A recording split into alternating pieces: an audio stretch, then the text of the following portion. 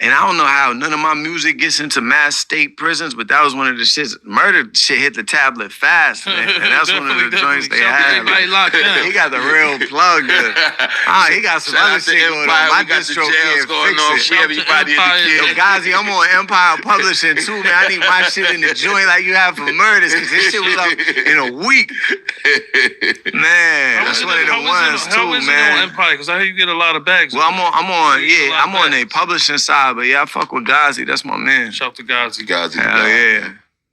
Ghazi sturdy. Nah, that's a fact, man. That was lit to be on your project, though, bro, because I definitely came up watching both of y'all. Yeah, I appreciate it. Yeah, you one of the ones that, like, you got the shock factor to all your shit. Even you with the punchlines, with the G-Unit mixtapes, you was always looking for, you always have not punchlines, but like haymakers and shit. Yeah. You know what I mean? You come up with them shits.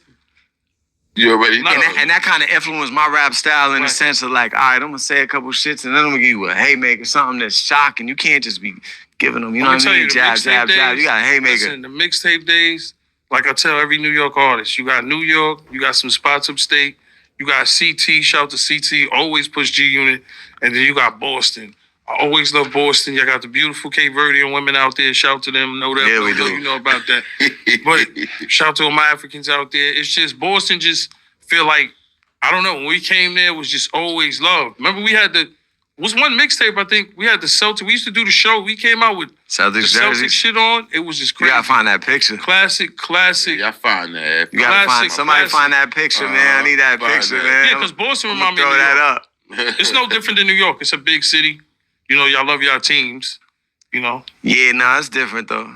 It's different in the sense, like, we proud, like, sports come first in Massachusetts in general. Like, when you're a kid, they're gonna be telling you in fourth grade and shit, like, you know, the Red Sox is in the tip tonight. Yeah, like, the Red Sox. We really, like a big sports town. We really come from sports culture. Like, if you in Mass, like, you have to be, you kind of weird if you not into sports culture in Mass. Like, oh, yeah.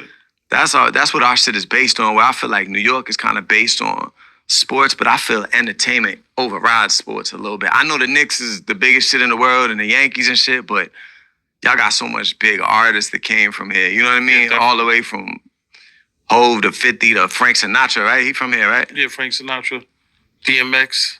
Nah, of course. You know the lineage is crazy. Yeah.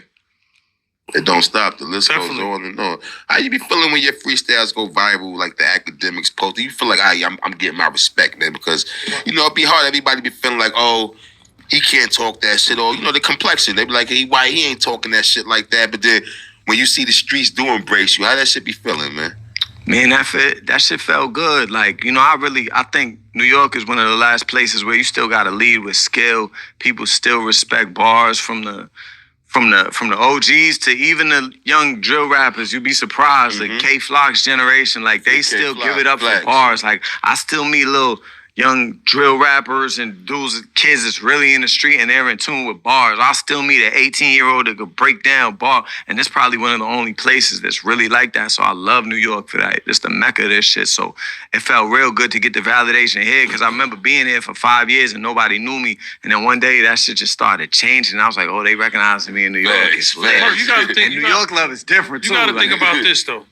When you get that co-sign from Jadakiss, it's almost like a slam dunk, because it's like you gotta still earn it. You gotta spit some shit to make. He still got to go out and earn it. I'm not saying he don't. No, I'm not saying that. I'm saying when he spit, if he could impress Jadakiss, niggas know he's fit for what he's fucking doing. Got you. You know what I'm saying? Yeah, hell yeah. But it's still big feet to, how you say it, big shoes to step in and shit like that. So yeah, you know, you gotta put that shit all on the line, but it worked out with the bars and shit. And that's what I didn't get any industry real cosigns besides Kiss. It was just Kiss and then just putting shit out. Like labels were like, I don't see it. All the labels said I don't see it. None of that. By the time they saw it, it was because my data line was going up. You know what I mean? Like my streaming, like undeniable numbers, realistically and statistically, shit like that. Because you don't have fly by night fans. That's one thing I got a little core. You got people that you have a core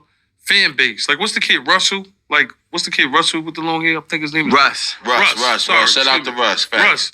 Like, I don't know. Sometimes I think it's better for an artist to have, like G-Unit. We had a core fan base. Like people, But y'all had the whole world. for 20, That's a fact.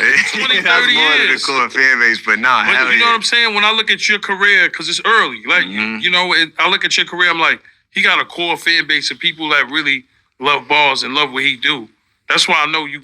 What's your favorite part of Europe? I know you hit Europe up. I know they love you out there because they love bars in Europe. I'm gonna say London because I get a lot of love in London. Like, yeah, London's like one of my main markets. Like when I look at the streaming data and shit like that, like heavy in London. So you ain't worried about being that you so respected for bars right now, right?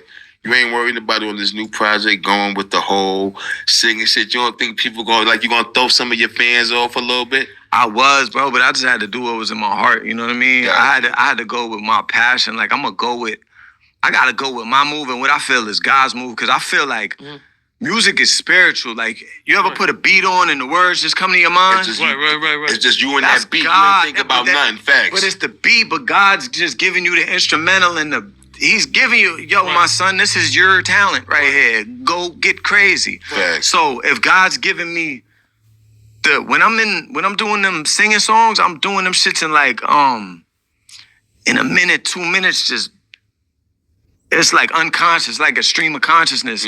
So I know like this is what I'm supposed to be doing through God, like, and that's how I feel. I can't go against that to try to push the shit that might sell a little more, you know. Right.